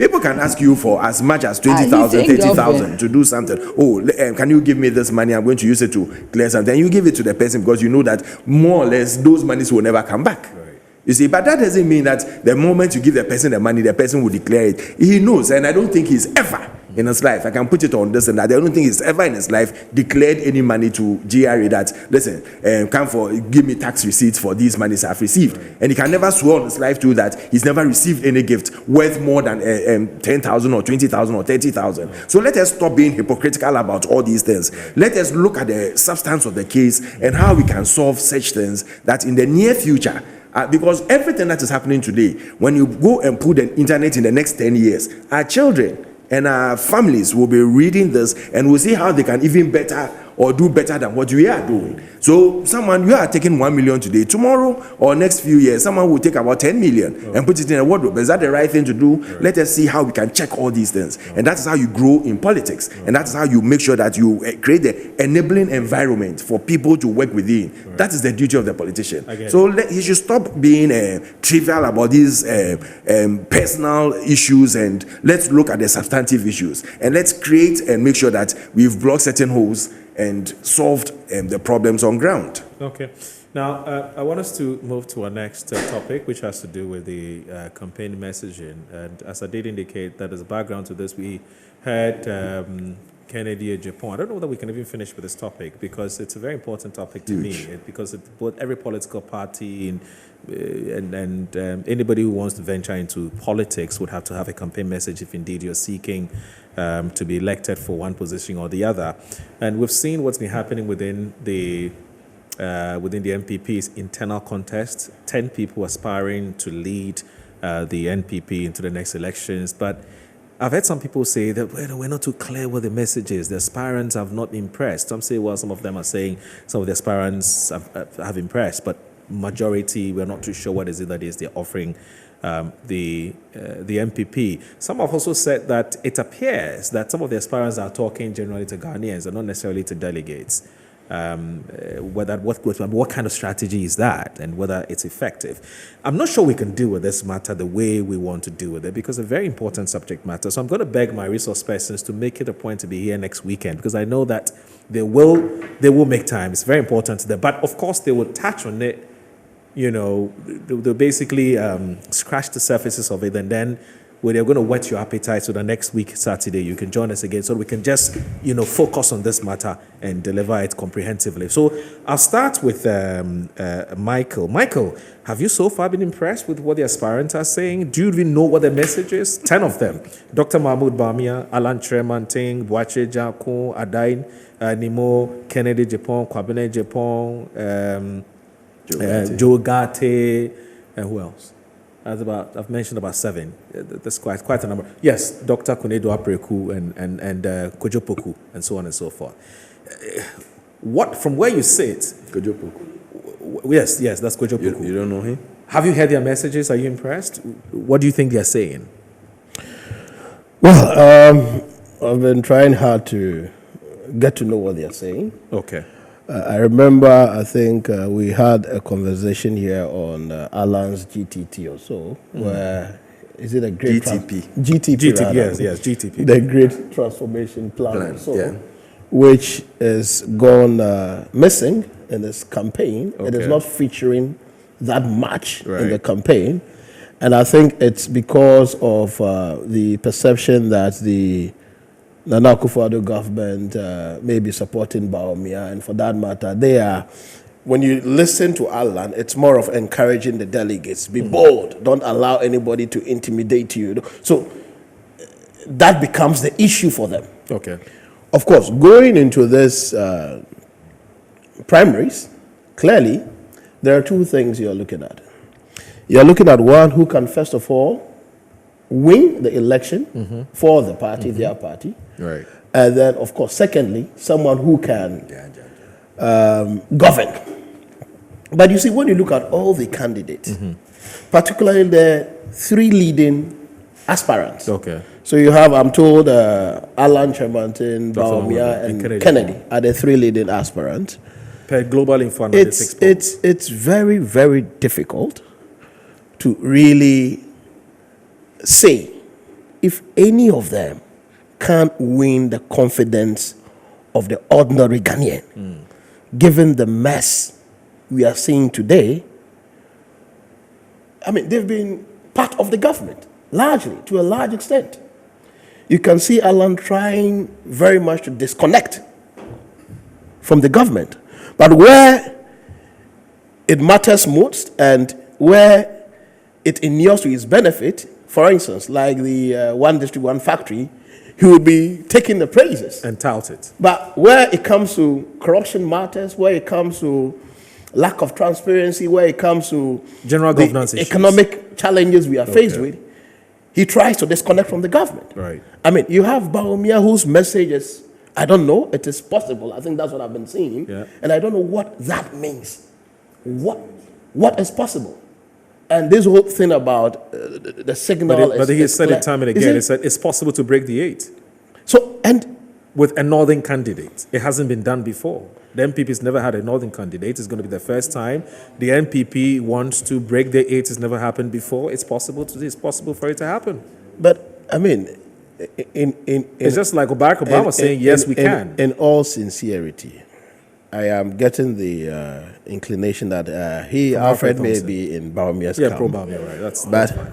But if I were Bawumia, okay, I would have taken a second thought at contesting in these elections. Okay. And you see, we must be frank and sincere. See, for you, Your Excellency Bawumia, your recent past it's not even 20 years ago or 30 years ago. It's as recent as 4 or at most 6, 8 years ago. Very fresh on the living memories of Ghanaians. But you see, Michael, this is And he says, I am Dr. Mahmoud Bawumia. My boss is Nana Addo Akufo-Addo. Nana Akufo-Addo has his vision. I have my vision. Nana Mpachoti. Bawumia, I have my vision. Nana Akufo-Addo has his vision. My vision is to turn Ghana into a digital hub. That's my vision. That's not the same as Nana Akufo-Addo's vision. So why would you want to blame me for whatever may have not happened well or gone well in Nana Akufo-Addo's administration? I'm serving at the pleasure of the president. So mine is to do what the president said I should do. So it would not be fair for you to blame me. In any case, I've heard some of his. Are you suggesting that Bawumia is not happy with happenings in Akufo-Addo's government? No, but the thing is, as a vice president, you cannot be happy with everything your boss says, but you have to do it. No, but even if you're not happy, you're serving also here. The man says do the work, you for do. You don't have to believe in what he says you should do. You have to do it. But you see, so that's what Bawumia has been going around telling the delegates. You can't ask questions. So that's the point I'm making. Yes. As a leader. Yes. As a leader. Yes. What we call conviction matters a lot in leadership. So what, you resign? Yes. I mean, if you are that's not realistic. Doing, No. I'll come to you. No, don't worry. I said we've just started this conversation. You know, baby, we've just started this. Well, it's not realistic. Politically, it's not realistic. But I'll come back to you because some will say that would have been the death nail that would have hit on his political career. So what you're telling me that you're saying that you're not happy. So to Bawumia, it's more of your political ambitions. To Bawumia, it's more of a political career than principles based on. But there's nothing wrong with having an ambition. He wants to be president of Ghana. Without convictions, without principles, without values. That's fine. Nania, what do you think? Think about what? Are you getting what messages are you getting from the parents? I'm not getting any messages. I'm hearing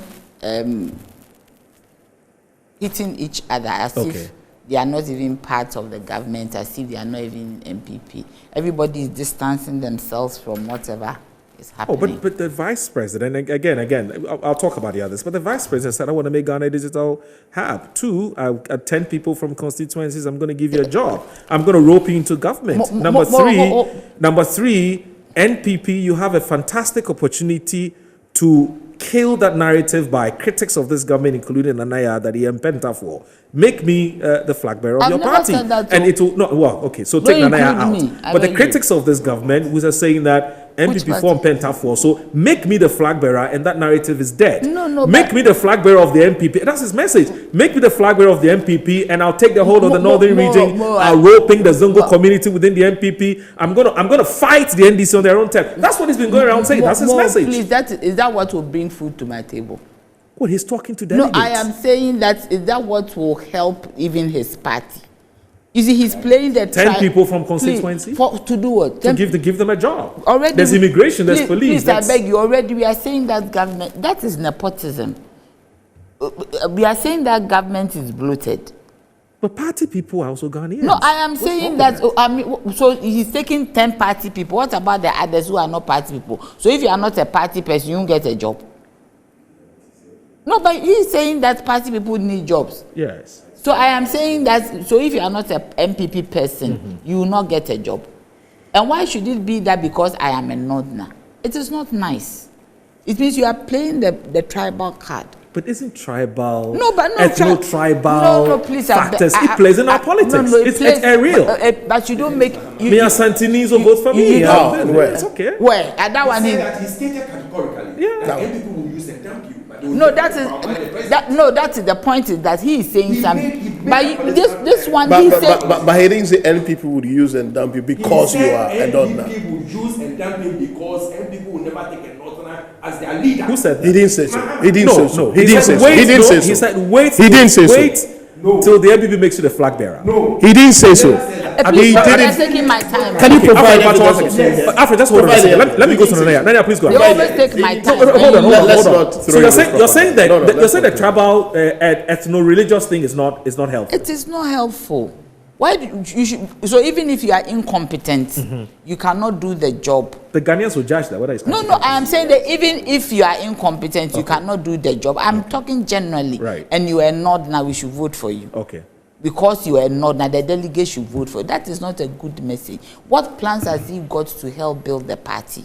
What plans has he got going forward to be able to get the seat for? Because he's in a competition. He's talking as if he's not in a competition. Today I came with an Uber, and the Uber driver, I normally chat with them when I'm sitting. It helps me to know what is going on. He said that what is wrong with the vice president?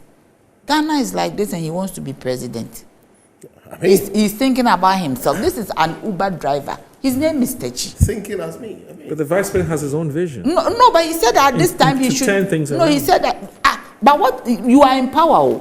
He's not the president. What are you talking about? You are the second. When the president travels, he is the one who is the president. For how long? He still will take Even the for final 2 days. decisions. So I am saying that you have somebody you are working with closely. 2016, he did a lot. 2012, he said a lot of things. At that time, did Nanado stop him? Anybody who will come and tell me that Nanado is not allowing him to work, I will not agree. He shouldn't use that. That one is unfortunate. That Nanado, why is everybody saying Nanado? Why Nanado doesn't allow him to work? What is the meaning of that? Nanado has made you the chairman of the economic management team. He said, be in charge of the economy. Make sure it is going well. How can you say that he doesn't listen to you? Okay. You are the vice president of the nation. Look, their own chairman, Stephen Intim, what he said here, he said, drop your weapons, articulate your message to delegates. Stephen Intim, the national chairman of the ruling New Patriotic Party, has called on the party presidential aspirants to refrain from the personal attacks in their campaigns. Yeah.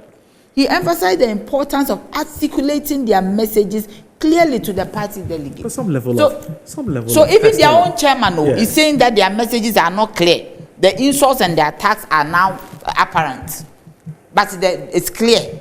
The insults and the attack, but the messages, this is their own party chairman. So it's as if they are fighting among themselves. So you've not been impressed so far, Nanaya? How can I be impressed? Not even Kwabena Japan? About what he is saying. It says the Ghana needs to usher in a new dawn of politics. What we're practicing is not helpful. That is what he's saying, but that one, how you see what you have to say is what will inure to our benefit.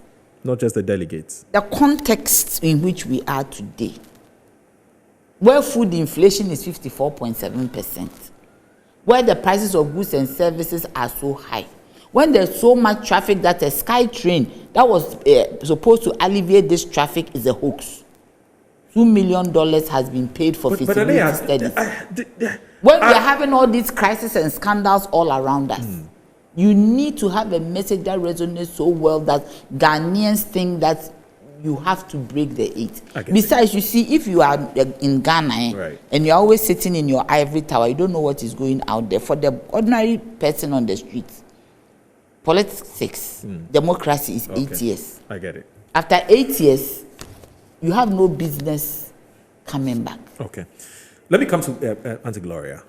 What have you been hearing? Are you impressed? Well, I'll say that we've heard some messages. Okay. Oh, sorry, your microphone. Sorry, I'm told it's on. Heard some messages, but research has always shown that at the end of the day, our parties and our populace are very conservative. And even our delegates, they may end up looking at 1, 2, or 3 candidates. Now we have 100 days to the November 4th presidential primaries. Right. For the past 15 years, the MPP has had Nanado and Dr. Baumia as their leadership. They are coming out with new leadership, and I'll say that it's about time the party got its act together, focused on the goal, that is winning the presidential primaries and winning the 2024 elections. That is what the party should focus on, because the NDC is ready. The NDC has had the same candidate for the past 9 years, since 2012. The NDC is ready. The public with impeccable records. Well, I'm not going to go into that. I'm not going to go ahead because the NDC is ready. Yeah.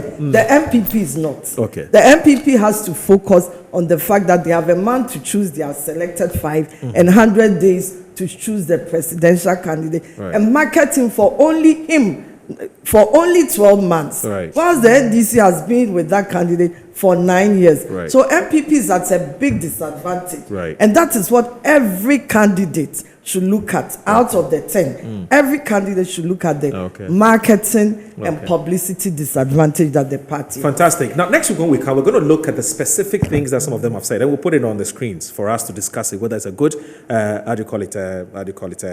offering or not. But now we're just scratching surfaces. But how's Dr. Bamia doing? Very well. Why is he confident? Very well. And before I do that, I'll read this. MPP will dump you, Mahama to Bawumia. Okay. And that was in 2016. Okay.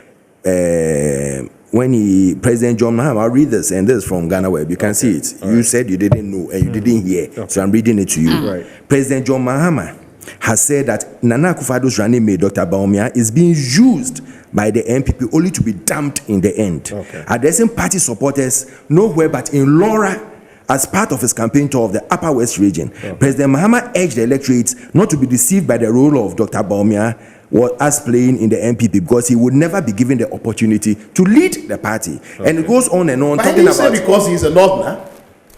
Why didn't he address it in Ghana? Come in on. Accra? Come Why didn't he on. address it in Cape Coast? Come on. When you go down the line, let me read down the line for you. He says that he comes from. I think the point has been made. So what has been what has been Dr. Bamia's message? Just in 2 minutes, because I said we're just scratching surfaces. He talked about fighting corruption. Yes. Dr. Bawumia has said that, listen, we can't be doing the same thing over and over again about fighting corruption without doing anything. Right. What, and the most important thing you should do is to digitalize. Right. Once you stop that human interface, it becomes easy for you to fight corruption, which has been going on for the last 8 years if you check with the Danado government. And that is why when you check in the last 8 years, the fight for corruption has always been coming out. It's not been hidden and it's not been shielded for someone to bring it out before they talk about it. Every time, wherever we've put digitalization, he's ahead of time. Now, when you look at him as a person, he's a very humble person. Humble to everyone. He's obedient because he serves his people well. He served his master well. In fact, we have something we say, he took Nanado's government as his own and helped him to grow this government in the way that we want it to be. That is why I'll give you just 5 instances. Is he still the head of the economic management? When you look at the re-registration, don't worry, we don't have to talk about this. Listen, we're just, like I said, we're just scratching surfaces. When you look at, I'll give you 5 instances. When you look at the re-registration of the NHIA, you can sit in the comfort of your home and do it. Whilst in the past you couldn't do that. When you look at the renewal of your driving license, the moment you do it, immediately you are getting instant messages. The stage is gotten to, the next stage you should go to, however it's going. So it's about digitalization. Yes, that middleman issue has been taken off. Now, when you look at money interoperability, you can transfer money from GCB into ADB. You can move it from ADB into your wallet. Those who don't, and when he was talking about everybody being banked, he was talking about wallet banking. He was talking about bank as a bank itself. All these things are things, and the most important policy you've taken that the wind. You've Taken the wind. gold for oil policy. You've taken the wind out of ourselves because I wanted us next week to look into specific details. I'll go into details next week. Yeah, that's but fine. I'm giving you some of the things, even as vice president, he's been able to stay do on authority. That is the only vice president in the Fourth Republic that when you mention things that has been done by a vice president or has been spearheaded by a vice president, you mention Dr. Bawumia. Let me just no other person. I get it. I'll come back. No, that's okay. So understand why. We'll have all the time. Next week, 2 hours. We'll have all the time. They are not allowing Just hold on a second. Please hold on a second. Let's do this. It says that who has not been allowed to work has done something. The messages that you sent, let me read the message sent to me. So Edna from Lashibi says, hello Moro, for me, the source of the money should be investigated. If it was indeed a gift from the husband, he should provide trace of income and the tax receipts on the income. How did they withdraw such amounts and kept it in the house? As a member of the government, isn't she committing an illegality by keeping that money in her house? That's coming from Edna. Kwabena Sapon of the New Patriotic Party, you know him, he's a very good friend. He says, good morning, Mr. Moro. The statement is true, even though her name is spelled wrongly. We must give her the benefit of the doubt, and as Nanaya has said, wait for her to give us to explain the inconsistencies. This one here from Lawyer Rindolph. Yes, Lawyer Rindolph says, look, See the portions marked pink, and I've just read it. And it says, so the fact that a complaint was lodged by 2 people does not mean that item is for 2 people. The statement also stays, this also stays in the house. It stays in the house, and it is claimed to be the one who saw the house help in the room. So he lodged the complaint based on what he saw. So the fact that the complaint was lodged by 2 people does not mean that the item is for 2 people. The husband stays in the house, okay, and it's claimed to be the one. Okay, so what the point he's trying to make is that in the charge sheet, it is stated specifically that the properties belong to her. That's Cecilia Dapa. So that's where he's coming from. And this one here from Simon says, okay, so he's saying that the statement has been confirmed, and so I can go ahead. Now, this one says, Alan Kojo Chirmanting is the man of the moment, unblemished personality, the man with a great transformational plan, GTP. He has a great appeal for floating voters, and it will be detrimental for the MPP to represent Dr. Mamiang, who has been the focus of the economy, which has put Ghanaians in this quagmire of economic nightmare. He should retire with Anado after serving as vice for 8 years. We can't continue the trajectory of economic insecurity under his watch. That's coming from Kusia Mwaku in Kaswa. I think the MPP should be circumspect with the issue and deal decisively with the aspect of the theft and the source of the money kept in the house. I think the challenge with the depreciation of the city is as a result of some of these attitudes from leadership, and we should condemn such behaviors in no uncertain terms. In fact, the NIB should search the rooms of every MPP appointee, especially... Okay, I'm not going to mention this. 1D, 1F is now 1 district, 1 fraud. Kweku from La Paz. My name is Mo Rado. I want to thank my resource persons who will be joining us hopefully next week, God willing. I'm hoping that they won't be too busy to join us because it's a very important matter of campaign messaging. Yes, Alfred says he's not going anywhere. He's going to tell his wife now that next week Saturday he has a date with us. My name is Al Dumoro. Thanks for watching another edition of Inside Pages. Next week Saturday, I'm back here 8 o'clock. Bye-bye.